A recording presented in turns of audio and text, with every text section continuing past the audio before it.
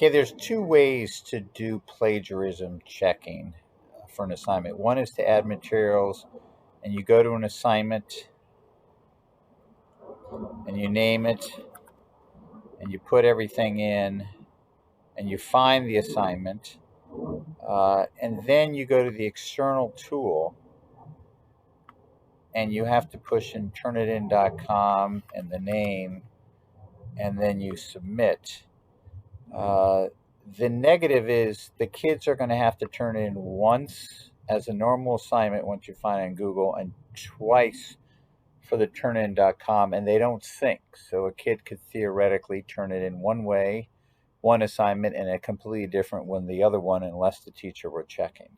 But this is how you would do it. The other negative, as you can see, is when you're looking for the assignments, whether it's Share With Me or My Drive, it's just a long list that you have to go through, and you'd have to search for it, and you'd have to know the name.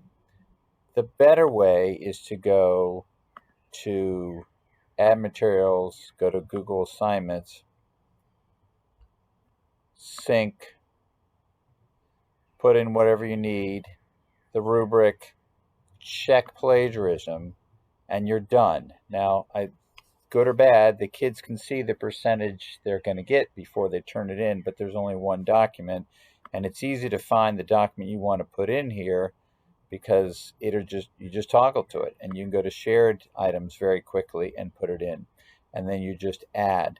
So it's a lot easier to use, and then you push create when that's done. Hope this was helpful.